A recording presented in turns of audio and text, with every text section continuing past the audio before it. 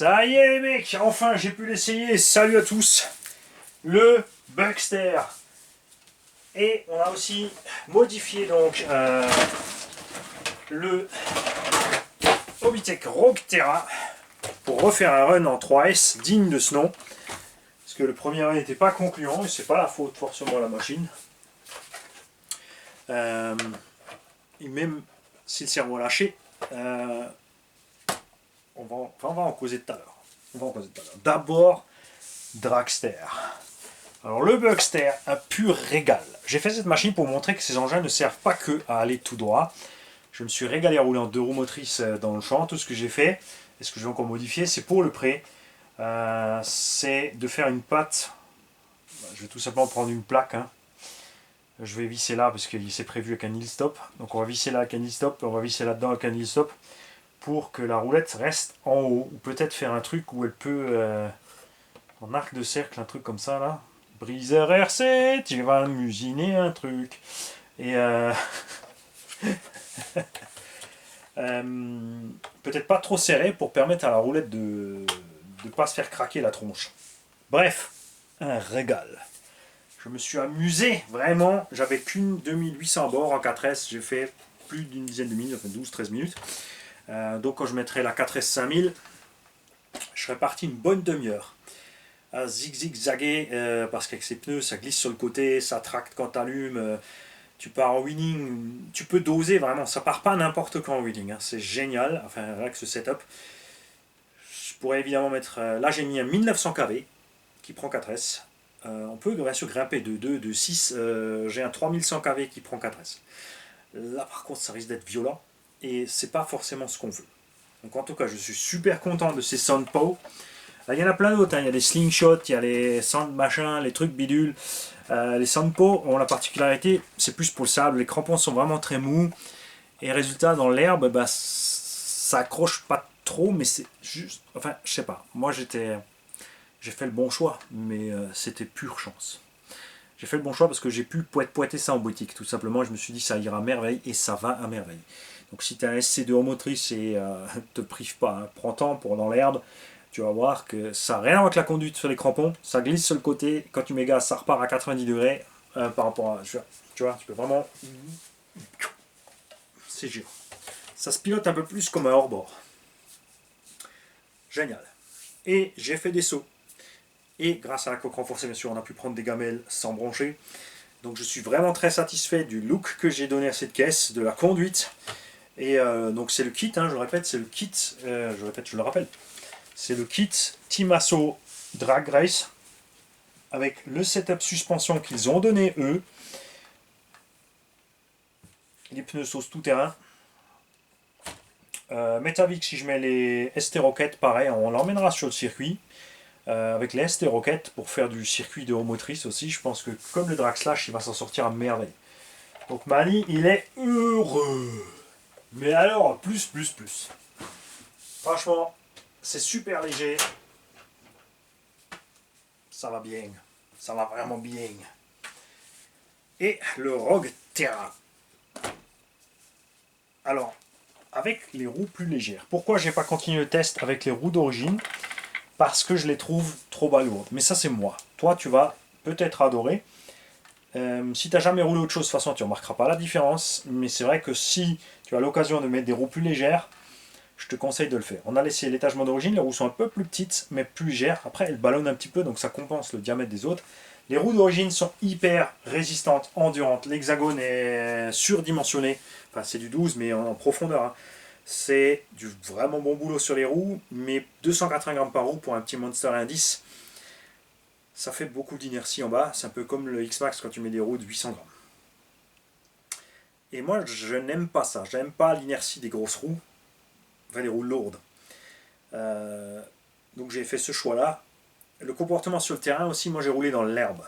Dans l'herbe avec... qui était un peu mouillé au départ, plus sèche sur la fin. Sur un terrain relativement moelleux, les roues d'origine sont très glissantes. On perd très vite la puissance. Les diffs sont très mous, donc on perd encore plus vite la puissance.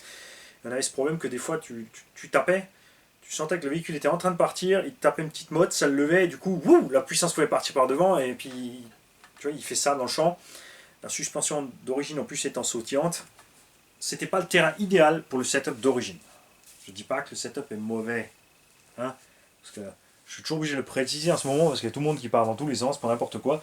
Depuis les 2 confinements, là, il y a des gens qui sont encore devenus plus psychos qu'avant. Hein, donc il faut tous vous détendre un petit peu, laisser les choses dans le contexte, écoutez toute la vidéo, ne coupez pas juste les morceaux qui vous arrangent pour tourner à votre sauce. Si c'est pour me taquiner, ouais. Vous privez pas. Vous privez pas pour taquiner. Ne confondez pas par contre arrogance et taquinage. Hein. Carreau Alsace, bien sûr, renforcé aux couleurs de l'ingénieur. Et on a cassé le pare-choc avant. Pas très grave. Alors je sais pas encore le prix. C'est dommage que c'est pas 2 pièces, je pense. Alors voir le prix évidemment, si le prix est pas énorme pour le petit carter avant plus le truc. Mais niveau de démontage, est-ce que c'est vraiment juste vissé par en dessous? On a une séparation là. Je suis pas allé voir encore comment ça se démonte. Donc on verra ça. Moi je vais très simplement couper là. D'accord? Je vais récupérer le pare-choc. Je vais laisser le patin d'origine. Je vais mettre un RPM par-dessus. Qu'on va visser très certainement soit avec les mêmes trous ou soit dedans. Et on va remettre le pare-choc devant. Et on va mettre une autre boucle aussi. Enfin, on va tout prendre RPM je pense. L'Osit NSCTE ou SCB là, ou le DB10. Ça ira merveille. Je pense que je vais faire un truc du genre. Il s'est bien battu. Honnêtement, il s'est bien battu. On l'a envoyé sur les rampes, et sur les rampes, et sur les rampes, et sur les rampes, et sur les rampes. Et Mani, il a planté le nez, planté le nez, planté le nez, planté le nez, parce qu'il freine trop brut. À la fin, ça commence à venir un petit peu, puis après, on est arrivé en coupure. Le cerveau d'origine a crevé parce que, sauf cerveau, était trop tendu d'origine. Souvenez-vous, je vous ai dit dans une vidéo débutant, pensez à contrôler ça. Je ne l'ai pas fait. Je suis le mauvais exemple. Les mecs. J'ai détendu le cerveau de moitié de ce qu'il était, et là, ça fonctionne, le sauve-cerveau. D'origine, en fait, il était tellement tendu, ça a donc rapidement fait sauter la corne plastique, et quand on a mis la corne à lui, elle s'était décrantée un coup aussi, pour vous dire que c'était violent. À ce moment-là, j'aurais dû, tu vois, Mani, il aurait dû enclencher à ce moment. Mani, non, il veut rouler mes gaz, service. Et résultat, ce sont les petites dents dans le cerveau qui ont morflé. Mais je suis persuadé que ça vient uniquement de ce sauve-cerveau qui était trop tendu. Donc, si vous voulez un Rogue Terra, détendez le cerveau d'origine, montez tout de suite la corne à alu. Quoique avec le sauve-cerveau détendu, je ne sais pas vraiment si cette corne plastique va mourir aussi vite. Ça serait à tester, à retester. Moi je l'ai laissé justement pour voir combien de temps cette corne plastique tient. Mais si j'avais réglé le sauve-cerveau avant, je pense que je l'aurais toujours pas encore pété. Il a pris de la méchante gamelle. Hein. Je veux dire, on a tapé à fond sur les rampes là-dessus. Il n'a pas morflé. Parce que le Losi NSCTE, il a fait la même. Et je vous dis toujours, méfiez-vous des châssis alu. Hein. Tous ceux qui croient tous que le châssis alu est supérieur au châssis plastique. Les châssis plastiques, ils reviennent. Ah, bronche pas. Le châssis alu, il a fait. Les cardans, ils ont fait fling dehors. J'ai déposé les 2 cardans centraux du Losi TLR en tapant la rampe. Lui, il n'a pas branché. Il faisait froid, 0 degré, moins 2 même quand je suis arrivé. Bon, le plastique est encore chaud sorti de la voiture, mais au bout d'une dizaine de minutes, ça refroidit. Le plastique, on avait déjà endommagé les 2 heures la veille. On a cassé ici un petit bout de la réglette lipo. Mais ça m'arrange, ça s'ouvre mieux. Parce qu'avec le contre-crochet, il fallait bien viser pour le mettre dessus, là ça va mieux. Ça tient toujours, hein, puisque c'est le verrou ici qui tient. Ça dérange pas. Et je pense que justement c'était sur ce choc violent là, quand le châssis s'est contracté en fait, il s'est plié. Comme j'ai tapé au milieu, il a dû faire ça. Et je pense qu'à ce moment-là, le bout de la barrette a dégagé. Et on a fini avec 3 dents moins sur la couronne. Ce n'est absolument pas grave. Comme je dis toujours, couronne plastique, pièce fusible. C'est chiant quand ta couronne plastique casse à l'axel ou au freinage sur ligne droite, mais dans le cas précis où ça a cassé ici, c'est mieux parce qu'on n'a pas flingué autre chose. Alors tu vas me dire, s'il y avait eu un slipper, elle ne serait pas morte. Mais on a déjà un diff central. On va pas demander un diff plus un slipper quand même, ça serait le luxe total. Ça si, y y a bien une marque qui veut nous refaire ça, parce que Arma avait fait ça sur le Nero Big Rock, slipper multidisque plus diff central. Ça, c'est ce qu'on veut. Après, ça coûte, ça pèse, faut tout régler. Donc la couronne n'est pas chère, on va la remplacer. Du coup, on profitera pour ouvrir et ça sera le moment de faire les diffs. J'ai perdu 3 dents sur un monstrueux backflip soutenu sur les gaz. Et je suis arrivé, j'ai fini la boucle trop près du sol, j'étais encore sur les gaz et j'ai tapé les 4 fers à la fois. Erreur fatale. Si j'avais tapé un train après l'autre ou un côté après l'autre, elle aurait survécu. Là, elle n'avait aucune chance sur aucun modèle. Hein. Alors là, tu l'aurais sorti sur tous. Et si c'était full métal, eh ben, on aurait... Là, c'est là, tu vois. Si ça avait été du full métal, on aurait très certainement donné un coup au moteur ou au diff. Donc je préfère ça. Un peu dommage l'accessibilité. Pour sortir ça, il faut que je dépiote l'arrière. Et probablement que je sorte aussi le chariot moteur. Mais niveau place, ils ne pouvaient pas tout faire. C'est ric-rac, ils ont fait au plus simple. Parce que ça serait obligé de rallonger l'engin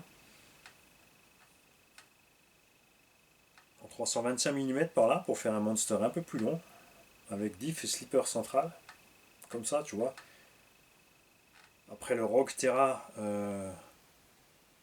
le Rogue Crusher, pourquoi pas, en tracks différents. Je dis ça comme ça. Et et un train avant classique, tu vois, pour avoir 2 engins de la gamme comme ça. Mais bon, voilà, c'est ça, on peut pas tout faire. Donc voilà. Rien de grave. Les triangles, les chape, les fusées, pas branchés. Et on a tapé, on a tapé, on a tapé. Les vidéos arrivent, de toute façon, vous allez voir. Refaire la même avec 25-30 degrés dehors, je pense pas que le pare-choc aurait lâché. Honnêtement. La carreau aurait cassé, mais peut-être pas aussi vite. La carreau en PVC, c'est pas top. Donc on a un petit bémol cerveau qui finalement, regarde, si tu règles ton sauve-cerveau, à mon avis, ça... En débridant ce sauve-cerveau, je pense honnêtement que le cerveau d'origine va tenir un moment. Alors, est-ce que je vais le remplacer par un autre cerveau d'origine pour faire le test? Non, parce que il y en a sûrement assez d'entre vous qui ont l'engin. Donc, si ceux d'entre vous qui ont l'engin, s'il vous plaît, regardez votre sauve-cerveau, assurez-vous qu'il débloque bien. Donc, pour que ça débloque, vous mettez votre cerveau en butée et il doit pouvoir, soit facilement, hein, ça doit faire ça. Règle-le comme ça. Tu vas perdre peut-être un tout petit peu de direction au freinage en appui, mais c'est tellement minime, c'est un engin de loisir pour débutants, on ne parle pas d'un engin de compète sur un circuit. Donc, hein, faites ça et tenez-moi au courant. Je suis certain que votre sauve-cerveau va tenir plus longtemps.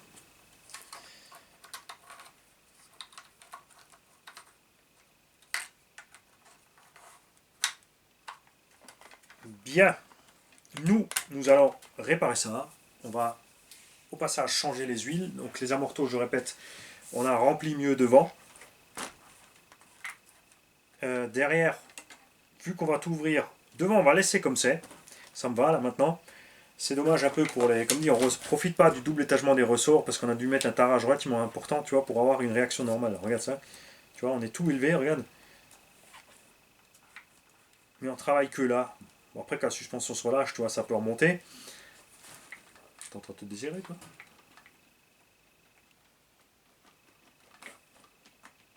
Non, c'est les roulements. Mais à l'arrière, on va assouplir un petit peu.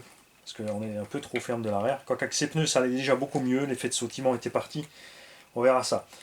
De tous les MT110 là, comme ça, première impression après les premiers runs, le rival reste devant. Le rival reste devant parce qu'il est moins cher. Il n'y a pas de problème cerveau, direction, machin. On a aussi les 3 diffs. Ils sont détendus aussi, mais moins que ça. Là, c'est un peu trop. On a les cardans en plastique là-bas, mais qui tiennent. Là, on a le bon choix. C'est sûr, j'aime bien les cardans comme ça en ferraille, hein, ça c'est clair. Hein. On verra ce qui se passe avec les noix. Bon, moi maintenant j'ai des roues plus légères, donc de toute façon j'userai moins mes noix. C'est un fait, les roues lourdes ça tape plus dedans. Si ça s'use. Le Rival a le meilleur setup de suspension sorti de la boîte. Même s'il est un peu ferme, vous avez vu, il se comporte super, il est plus équilibré à rouler. Et le petit point négatif vraiment là-dessus, comme dit, cette histoire de cerveau, c'est à jongler maintenant avec ce sauve cerveau. On attend donc le retour. C'est à vous de faire le boulot, les mecs, les utilisateurs maintenant. Ce qui me plaît le moins, c'est les roulements. Les roulements de roues dans les moyeux, on a des moyeux surdimensionnés, c'est vrai. Hein, les moyeux sont plus balèzes que le Timasso. Là, on est vraiment dans la dimension Arma pour le granit et tout. Mais ils ont mis des roulements rikiki. Ces roulements là-dedans, ils sont ridicules.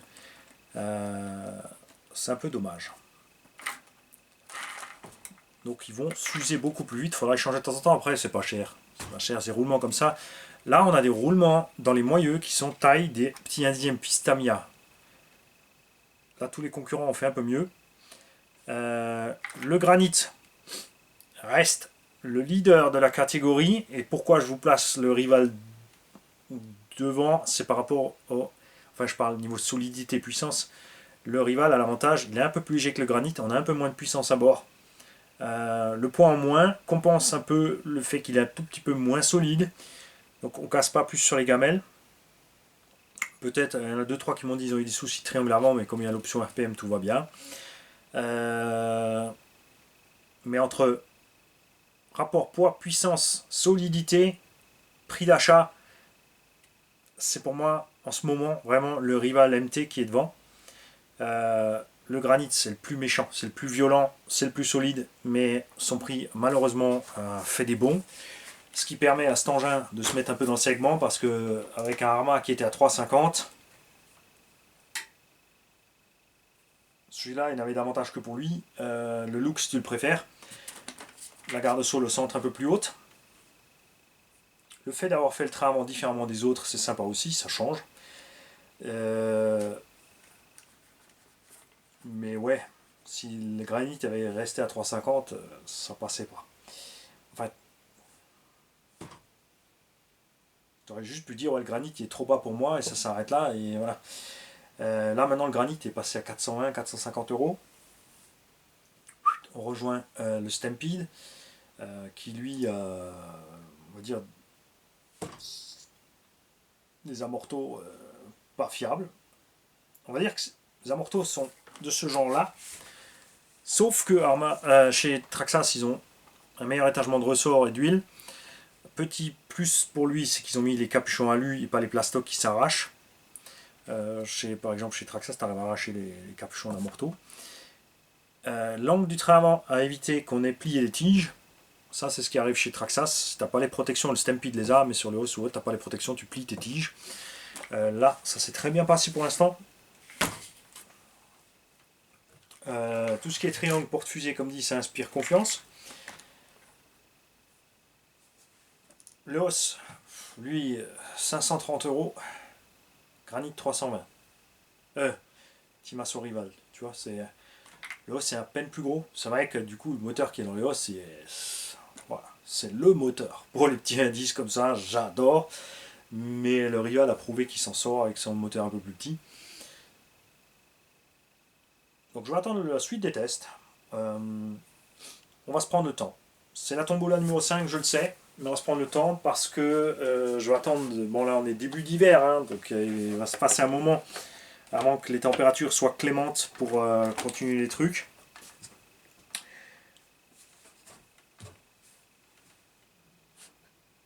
La carreau, c'est un peu dommage parce que c'est vite un budget, une carreau.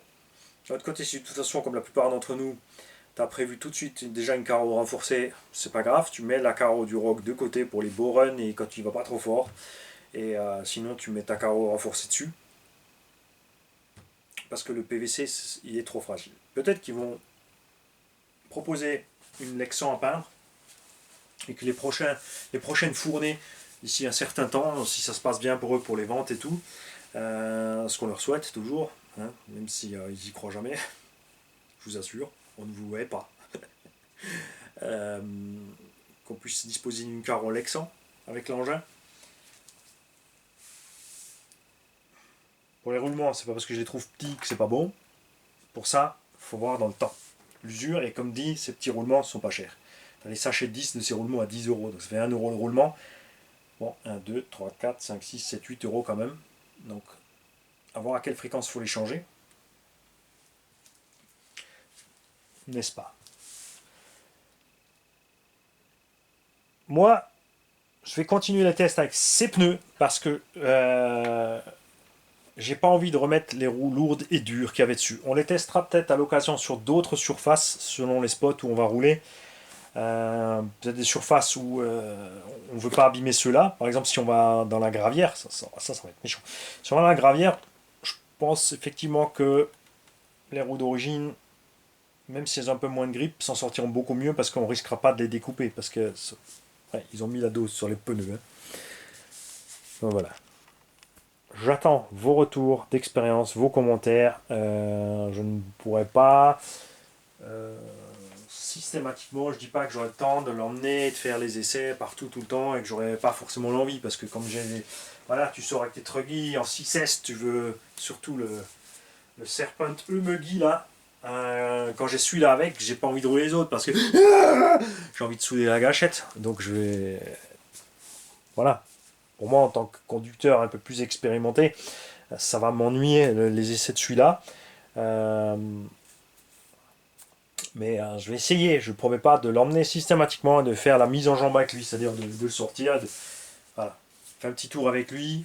Bon, on restera en 3, en 2S, pour moi c'est définitivement non, là en 2S, non. Pour tout pilote débutant, le 2S, yes. La question est, un petit mot là-dessus, est-ce que tu prends des 2S? Donc tu seras au taquet niveau perf, tu devras acheter les 3. Est-ce que ça vaut pas le coup de prendre les 3 puisque la radio a une bride de puissance et de rouler avec la bride? Tu mets genre 2 tiers de la patate pour être équivalent au 2S, tu auras un avantage, deux avantages. Un, de 0 à fond, même si tu brides à 60%, 66,66 ton vario, de 0 à fond, donc de ces 0 à 66%, il ira plus fort qu'en 2S, puisqu'il y a plus de jus, le moteur peut monter plus vite dans les tours, c'est juste que tu vas brider son max. Tu ne brides pas sa puissance d'accélération, mais son max, tout simplement, et tu rouleras plus longtemps.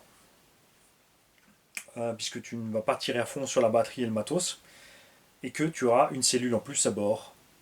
Donc sur une 2S, si tu roules une 2S à la place d'une 3, si tu as une 2S 5000, tu as deux éléments de 5000, la 3S tu auras 3 éléments de 5000, mais tu vas rouler à la même vitesse que 2S. Donc c'est un peu comme si tu roulais en 2S 7005. Un peu. C'est un calcul qui se vaut presque, pas tout à fait, mais à performance égale, on peut dire presque que c'est ça. La différence, c'est moins de température, vario et batterie, tout ça. Vraiment, mais il faut être discipliné, il faut rester bridé si tu es débutant. Si tu mets 3S et que tu mets trop de gaz, là, tu vas casser plus vite, c'est certain. Donc, prochain coup que vous le verrez, il sera... Non, on le fera là dans l'atelier, on le fera ensemble. On va sortir le tulle, on va changer l'huile de diff centrale et arrière. Et l'avant aussi. Donc on va démonter l'avant aussi, du coup on va voir ce qu'il en est pour le pare-choc. On va démonter les 3 diffs, on va changer les huiles. On va pas partir trop fort. On va voir comment ça se passe à l'intérieur. Bon, c'est diff du B8SL, donc il y a relativement de la place dedans. Je pense que, ouais. Bon, à l'arrière, on mettra 10 000, tranquille. Au centre, je pense qu'on va partir plus sur 40-50 et peut-être sur l'avant aussi. Mais on verra, on va commencer par le central. On verra le feeling qu'on a avec. Et on fera le choix. Soit on fera une modif, si on n'a pas fait le bon choix. Soit si on est content du choix, on avisera. On pourra dire voilà, 50 c'est bien au milieu, donc on ne met pas 50 devant. Par exemple, on verra ça ensemble. À l'arrière un peu plus souple. Si j'ai des ressorts à la bonne taille qui se comportent un peu mieux, on changera les ressorts parce que ça fait vraiment tout. Hein. La suspecte du rival est juste géniale. Et Arma, depuis le Vortex, c'est pareil. Hein. Le Vortex, la suspecte du Vortex, le feeling, grande classe. Et c'est ce qu'on va essayer de reproduire là-dessus. Parce que ça change énormément le comportement. Vous avez déjà vu les pneus. Enfin, vous allez voir, vous avez vu là les essais entre le 3S avec les pneus d'origine et 3S avec ces pneus-là, qui ont plus de grip, qui sont plus souples sur le terrain. Là, j'étais content. Avec les pneus d'origine, là où j'étais, c'était pas le terrain idéal pour eux, j'étais pas super content. Trop sautilleux, trop trop de moulinage en fait. Là, ça va nettement mieux. Bon, et là, j'y vais vraiment. 15 fois que j'y vais, mec. Ciao.